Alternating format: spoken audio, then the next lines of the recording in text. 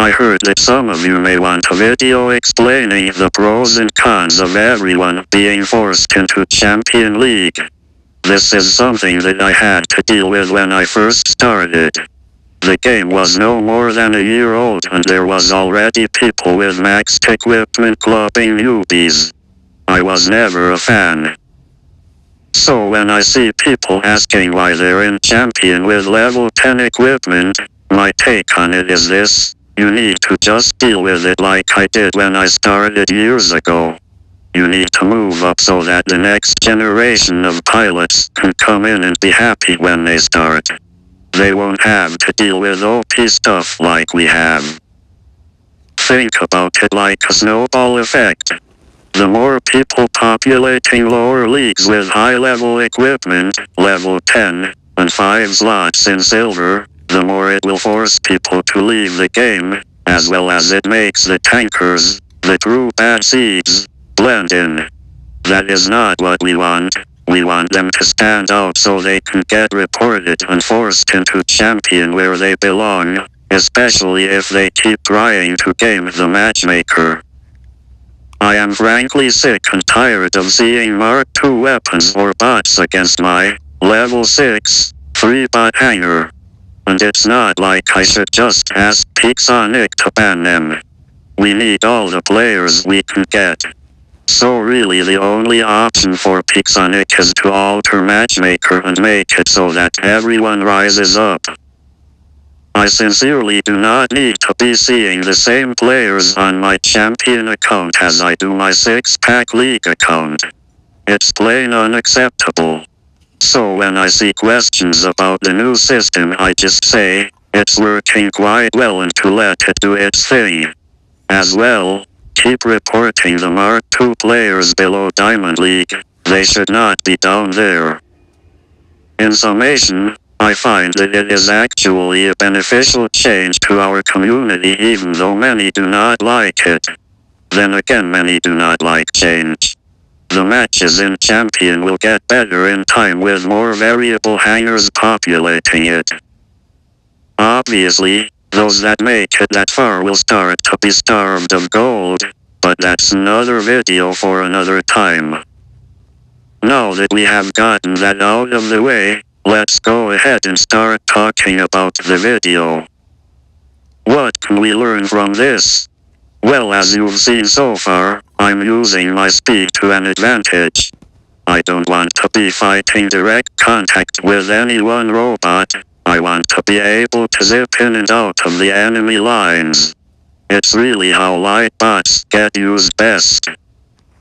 If you look at the match results at the very end, you'll find that this is actually a very equal, well-rounded match. Everyone does about the same amount of damage and there is about equal amount of kills and beacons. So why is it we're losing? It's very simple. A lack of coordinated beacon pushes. Did you see that I was shooting off to the side of the Ancilate with my Gareth? That is a very effective strategy with shielded bots. You will do damage if you're capable of keeping your shots in that 1 to 2 degree zone. I think we just passed the halfway mark. If you watch my Cossack very closely, you will notice I get one shot killed while admiring a fleetingly glorious sight. Just plain deleted, after reveling in the idea that someone else is running a boa in Champion. Might as well just try again. You see that guy running Spiral Hover? Later on you will see another one like him in the background running Hydra Spectre and not contributing to beacon capturing. There's multiple beacons open around that we could have gotten, and you can shoot Hydras inside this building, so there's no reason for him to be hiding outside in the back area instead of properly contributing. We've been down constantly on beacons the entire match and there's nothing I can do to help us catch back up. We're almost at the end of this match for me. You will see if Luck's gonna come up soon. I understand he was in a beacon runner at the beginning of the map. But that doesn't change that he still needs to go for beacons throughout the length of the match. You'll see him just hanging out after he lost his pursuer, scroll back for his first gecko, right up to the very end of the match. Well, at any rate, you should know by now how this match is going to end up. The game has been consistently going this way the whole match. It's one of those cases where 2 minutes and already knew whether or not we would win or lose, and I still tried my best.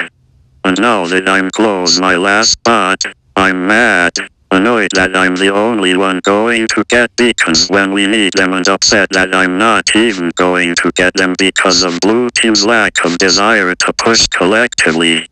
It just leaves something to be desired for good teammates. Moving on to my Jesse. I love that little guy. He was my first black market bot.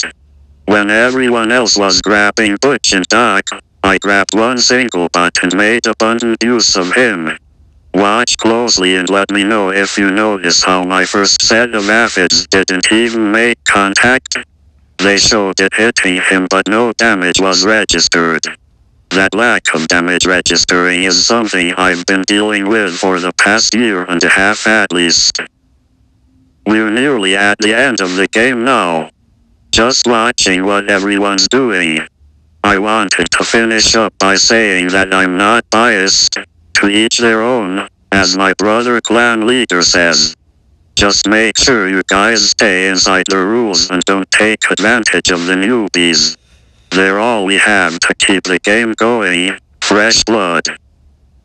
You don't always have to run the most overpowered setups. You can choose to run weaker setups every now and then just to give people a fair advantage. It makes absolutely no difference in the long run. You continue to use overpowered, and you will hit a wall of 2 good players. I'm going to go ahead and wrap this up by mentioning that if you find you like my very first commentary, feel free to let me know in the comments section or hit that pesky like button. Thanks. To School for Cool.